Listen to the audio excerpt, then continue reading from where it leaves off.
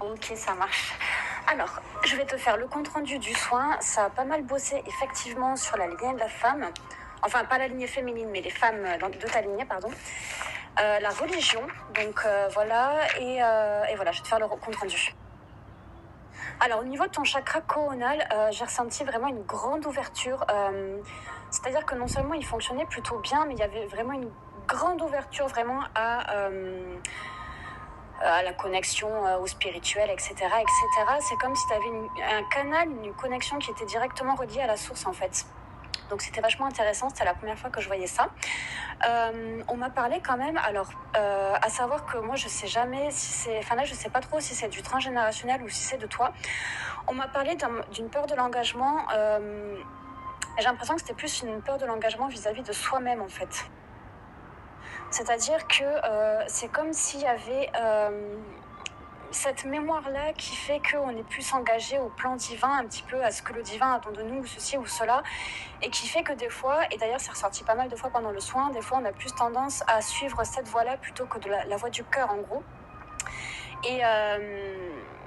Et en gros, on m'a montré cette image-là de, en fait, après, si tu veux, je voyais toutes les énergies de la source qui venaient, qui traversaient ton chakra coronal et qui descendaient dans tout ton corps pour repartir dans la terre et revenir dans ton corps et repartir là-haut, etc., etc. Et vraiment pour montrer qu'en gros, le divin, c'est nous.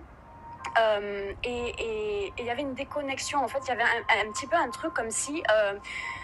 tu vois, il y a une croyance comme si il y a nous les êtres humains et il y a le divin là-haut. Alors, selon les croyances des gens, Dieu, la source, les guides, etc., etc., qu'importe, dans tous les cas, ça revient au même.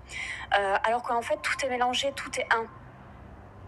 Et c'est ça la fameuse illusion de la séparation d'ailleurs, tu vois, ça se retranscrit d'ailleurs notamment avec les croyances, que ce soit des croyances religieuses, spirituelles ou patati ou patatras. Dans tous les cas, c'est la même chose, tout est interconnecté, tout est relié et on est le divin aussi bien que le divin est nous, etc. etc. Donc ça a travaillé là-dessus. J'espère que je suis claire, je sais pas si c'est très clair ce que je voulais dire.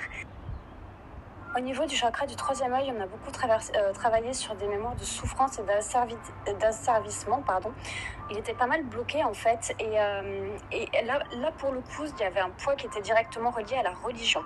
Donc je sais pas si c'est toi ou si c'est dans tes lignées qu'il y a eu pas mal de gens qui ont porté des poids en lien avec la religion, mais là ça parlait carrément de religion. Et là, il y avait le chakra du cœur qui battait fort, comme s'il voulait se faire entendre, mais qui avait eu beaucoup de... J'entends beaucoup de vie là pendant que je te fais le compte rendu, donc peut-être que c'est du karmique aussi. Mais en tout cas, qu'il y a eu bien trop souvent le chakra du cœur n'avait pas été écouté et qu'on avait suivi plutôt la voie du je dois, il faut, en lien avec la religion spécifiquement, plutôt que le cœur. Donc là, je suis allée travailler directement sur les mémoires cellulaires et j'ai supprimé en gros, je suis fidèle à Dieu par je suis fidèle à mon cœur parce que Dieu s'exprime à travers mon cœur en fait. Donc en fait, tout ce qui part du cœur part forcément de Dieu, du divin, etc., etc., puisque c'est la même chose en fait. Qu'importe qu'on dise Dieu, les guides, machin ou truc, dans tous les cas, ils veulent... Enfin, la base de toute religion ou de toute croyance, c'est l'amour. Et donc du coup l'amour ça passe par le cœur, donc si ça vient du cœur ça vient de Dieu, quand bien même ce serait pas ce qui est dit dans des textes de religion ou ceci ou cela, parce qu'en fait les textes ce sont des écrits, c'est pas quelque chose qui est ressenti et donc ce sont des interprétations. Et on le voit très bien de nos jours, par le passé chez les chrétiens avec les croisades, de nos jours avec les attentats, les machins, les trucs, on voit que pour un même texte religieux, il y a des interprétations différentes qui créent justement des divergences dans le monde. Ce qu'on disait en gros, c'est suis le cœur parce que dans tous les cas, quand tu suis le cœur, il n'y a pas de place à l'interprétation. Alors moi, je te prends des exemples extrêmes pour illusionner mes propos, mais en gros, à chaque fois que tu suivras ton cœur, tu suivras la voie de Dieu, entre guillemets. Donc en fait, on te disait que du coup, ça souvent, ça te plonge dans des restrictions, alors qu'en fait, quand ça vient du cœur, quand ça vient de Dieu, des guides, de machin, de trucs, et ben justement, normalement, t'as le champ des possibles en fait, quand ça vient vraiment du divin, tu vois. Sinon, c'est que c'est du mental, ou c'est de l'interprétation, ou ceci ou cela, mais si ça te plonge dans des restrictions, ou dans de la culpabilité, comme tu viens de me le dire, etc., etc., c'est que ça vient de la tête et non pas du cœur. Et c'est pour ça que ça te bloque ton troisième œil, parce que le troisième œil, quand il est bloqué, c'est qu'on est dans le mental, plutôt que de laisser venir à nous, en fait, les énergies divines, en fait, notre intuition, notre yin, pour nous guider. Et en fait, on te faisait l'analogie, on disait genre Dieu, tu vois, on dit que c'est le créateur, tu vois, qu'importe les religions, dans tous les cas, Dieu c'est le créateur, je crois, j'espère que je dis pas de conneries. Et en fait, on te disait, mais en fait, toi, t'es le créateur de ta vie, donc en fait, c'est exactement la même chose, c'est juste une transformation, comme les grands-parents ont été enfants, puis sont devenus parents, puis sont devenus grands-parents. Et donc toi, c'est pas parce que tu es enfant que tu ne seras pas parent, que tu ne seras pas grand-parent, etc., etc. Donc en fait, il faut vraiment travailler sur cette séparation d'avec Dieu, parce qu'en fait, c'est exactement la même chose. Ensuite, on a travaillé, alors là, pour le coup, c'est vraiment du transgénérationnel sur la brimade de la puissance de la femme. Donc en fait, il y a pas mal de secrets de famille. Alors, là, le truc sur lequel qui bloquait ton troisième œil, y a eu des femmes, je pense, qui n'ont pas été bien traitées. C'est pas forcément de la maltraitance violente, mais j'ai vraiment cette mémoire de femmes dépendantes en fait à des hommes qui n'ont pas été forcément très bien traitées et qui ont occulté toutes ces choses-là en fait, et surtout ce qu'elles voulaient réellement. Parce qu'elle devait rester en fait. Donc là, je pense que ça parle, pour le coup, je pense que mariage, tout ça, quand t'es marié à l'époque, on devait pas divorcer, etc., etc. Je pense que c'est un truc dans le genre dont ça parle. Et en fait, j'ai entendu, quand je travaillais sur cette mémoire-là, j'ai entendu une femme qui disait « mais c'est la voie que Dieu a choisie pour moi ». Et en fait, c'est ce qui bloquait l'amour de soi en fait, et c'est ce qui créait de manière transgénérationnelle une peur de s'écouter. Et en fait là, donc du coup, cette femme-là qui a vécu ça, t'as donné un message, et donc t'as dit, ouvrons les guillemets, tu as le droit de t'écouter, tu as le droit de faire tes choix, tu peux choisir ton avenir, ne fais pas comme moi. Donc en l'occurrence, je pense que ça relie énormément ce qu'on a vu dans le troisième œil et au niveau du coronal, c'est vraiment écoute ton cœur en fait. Parce que les choses ne sont pas toujours celles que l'on croit qu'elles sont. Et j'insiste vraiment sur ce truc d'interprétation. Des fois, en fait, tu vois, si qu'importe les textes, enfin là, pour le coup, la première partie, ça parlait beaucoup de religion, donc je mets un point d'honneur sur la religion, mais qu'importe la religion, si tu lis les textes de toutes les religions, ce qui part à la base, le but, c'est l'amour, en fait, l'amour de soi, l'amour des autres, le non-jugement, etc., etc., etc. Et donc, en fait, quand on se retient dans une situation, donc là, en l'occurrence, cette personne-là, c'était un mariage, mais ça peut être dans d'autres situations, mais si on reste buté dans un truc parce qu'on croit qu'on doit le faire à cause de la religion, c'est pas de l'amour, en fait. Et donc, ce n'est pas cohérent avec ce que veut la religion, entre guillemets. Voilà. C'est pas cohérent avec le but premier des religions, et on sait que tout ça... après, je vais pas donner mon avis là-dessus, mais voilà. Ensuite, au niveau de la gorge... alors, il était complètement bloqué, et là, j'ai entendu usurpation. Et c'était pas de l'usurpation d'identité, hein, encore une fois, c'est... Il y a eu beaucoup de femmes, en fait, je pense, dans ta lignée où, en fait, on parlait en leur nom, c'est-à-dire qu'elles n'avaient pas le droit de parler, elles devaient se taire. Et c'est comme si, tu vois, je sais pas, dans n'importe quelle situation, t'avais l'homme qui prenait la place, qui parlait à leur place à elles, et qu'importe ce qu'elles pensaient, en fait, elles devaient juste la fermer, quoi. Et il y a vraiment des grosses mémoires de soumission, c'est ressorti plusieurs fois. Donc j'ai travaillé sur, au niveau cellulaire pareil, sur du coup je suis soumise, que ce soit soumise à quelqu'un, soumise aux événements de la vie, etc., etc. J'ai remplacé par je suis l'unique créatrice de ma vie, et ce que je sème, je le récolte. Mais alors attention, et c'est là où on m'a parlé justement des interprétations d'ailleurs. Quand on m'a dit d'écrire ce que je sème, je le récolte, on m'a bien dit de te préciser que, tu sais, souvent quand on dit on récolte ce que l'on sème, et ça peut être genre t'as semé du négatif, et du coup tu récolteras du négatif, ou bien tu n'as pas écouté ce que maman t'avait dit de faire, et du coup voilà tu seras puni, ou etc., etc. Et en fait, la vraie signification entre guillemets de je sème ce que je récolte, c'est en gros, si tu vibres, si tu sèmes de l'amour, de la bienveillance, du non-jugement, etc., etc., c'est ce que tu récolteras.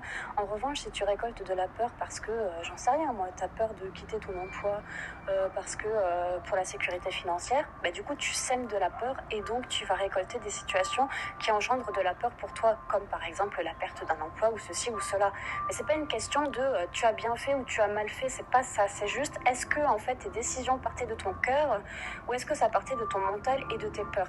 C'est dans ce sens-là. J'espère que c'est bien expliqué, et tu me diras si j'ai pas bien expliqué, parce que c'était vraiment important de mettre le point là-dessus. Ensuite, j'ai coupé les liens qui empêchent d'exprimer la vérité. Il y avait vraiment un gros blocage au niveau de la gorge qui se répète, à mon avis, de génération en génération. Et une fois que j'ai coupé ce lien-là, directement, j'ai entendu réunification. Et après, j'ai vu plein de femmes derrière toi, en fait. Donc ça, je pense que ce sont tes aïeux, qui étaient vraiment derrière toi et qui te poussaient à élever ta voix, vraiment à élever ta voix et à la faire entendre. Et voilà, donc tu es vraiment soutenu derrière et je dirais même plus que soutenu et protégé, je dirais même poussé, honnêtement, en ce moment. Ou du moins, ce sera le cas là, suite aux soins. Au niveau du cœur, on m'a reparlé de la brimade, de la puissance de la femme. En fait, on m'a parlé vraiment d'impuissance. Alors là, j'ai eu une mémoire. J'ai vu une femme qui en situation d'impuissance face à un enfant, une énorme tristesse au niveau du chakra du cœur. C'était extrêmement lourd. J'ai l'impression qu'il y a eu une femme dans ta famille qui n'a pas pu garder un enfant, mais je crois pas que je peux pas le garder parce que j'ai pas les moyens ou ceci ou cela. J'ai l'impression qu'elle n'a pas eu le droit en fait et qu'elle a été forcée de donner son enfant ou de se séparer de son enfant en tous les cas. Donc j'ai coupé avec cette mémoire-là. Et là, j'ai senti une énorme libération au niveau du chakra du cœur.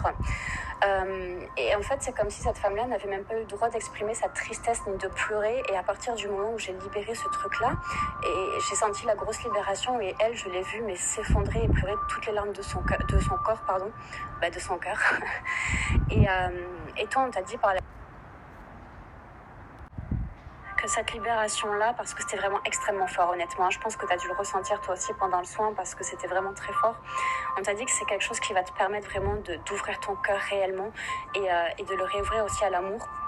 L'amour sous toutes ses formes, mais il y avait vraiment un blocage au niveau du cœur à cause de cette mémoire-là, qui était vraiment puissant. Ensuite, au niveau du plexus solaire, en fait, t'étais plutôt comme effacé, c'est-à-dire que... alors, attends, qu'est-ce que j'ai écrit ? En fait, ton plexus, il n'était pas à sa place, c'est comme s'il était vraiment derrière, comme s'il était complètement effacé, qu'il te fallait t'imposer en fait. Imposer sa voix, imposer sa place, reprendre sa place. Et en fait, c'est comme si ton plexus, il était derrière parce que il y a eu comme s'il avait beaucoup subi l'influence de l'extérieur. Et en fait, on me disait, mais à partir du moment où, là, du coup, je l'ai remis à sa juste place de manière à ce que tes chakras soient alignés. Et à partir du moment où tu t'exprimes, où vraiment, tu vois, tu mets tes épaules derrière et tu t'ouvres à l'extérieur, et tu affirmes ton être, ta vérité, etc., etc. En fait, c'est l'extérieur qui va s'adapter à toi et non pas l'inverse. Et on m'a donné l'exemple des lions. Alors en fait, si tu veux, les lions, pour la faire courte, quand tu as un lion qui naît, en fait, à un certain âge, ils doivent quitter la tribu parce qu'il peut y avoir qu'un seul mâle lion dans une tribu de lions. Et en fait, ils font tout un cheminement. Et quand ils veulent aller être dans une tribu de lions, en fait, ils doivent prendre la place du lion qui est déjà existant. Et donc, en fait, ce qu'ils font au début, c'est qu'ils chassent le lion, le chef de la meute, et ensuite, ils tuent tous les petits du lion. Et ça, c'est une loi de la nature, en fait. Donc, si tu veux, normalement, les lionnes, elles se laissent faire. Et j'ai vu un reportage, il y a peut-être 3 ou 4 mois de ça, où il montrait qu'en fait, depuis peu, il y a beaucoup de lionnes, en fait, qui se rebellent. Et quand t'as un nouveau lion qui vient, genre, elles acceptent, ok, t'as chassé l'ancien lion, maintenant tu vas être le chef de la meute, il n'y a pas de problème. Par contre, tu touches pas à mes petits, parce que si tu touches, je te mords. Tu vois, j'attaque. Et c'était vraiment ce truc-là qu'on voulait te montrer. C'est-à-dire que ouais, il y a des lois, il y a des façons de faire, etc., etc.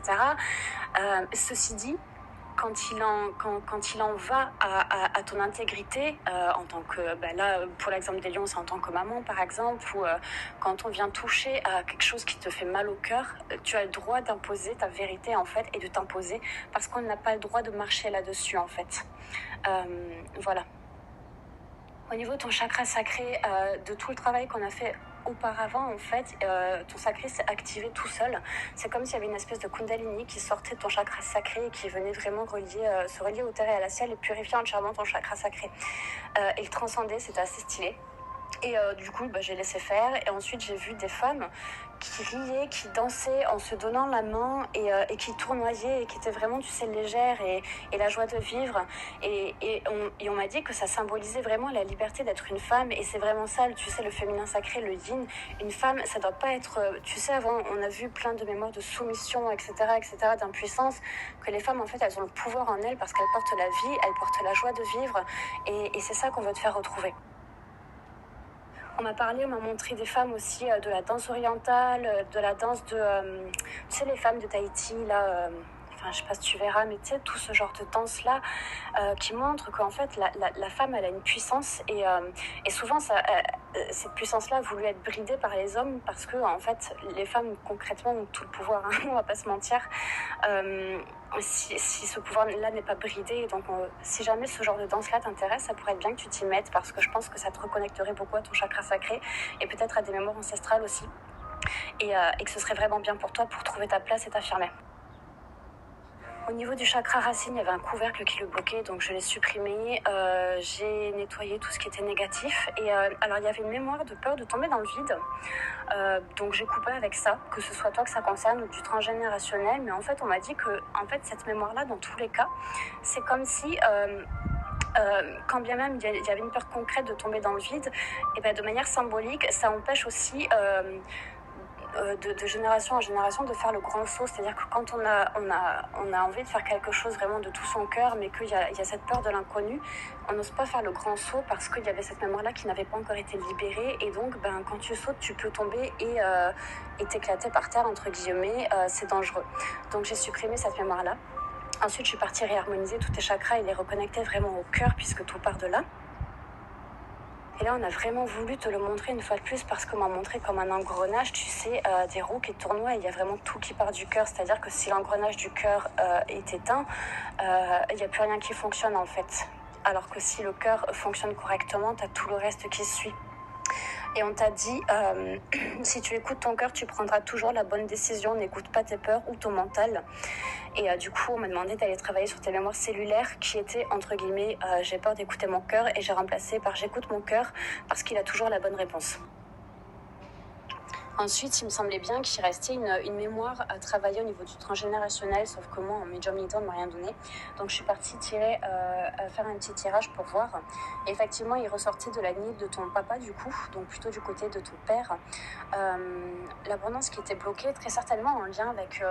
je me demande s'il n'y a pas eu un blessé de guerre, en fait, dans ta famille. J'ai la cloche qui sonne à ce moment-là, donc je pense que c'est une confirmation.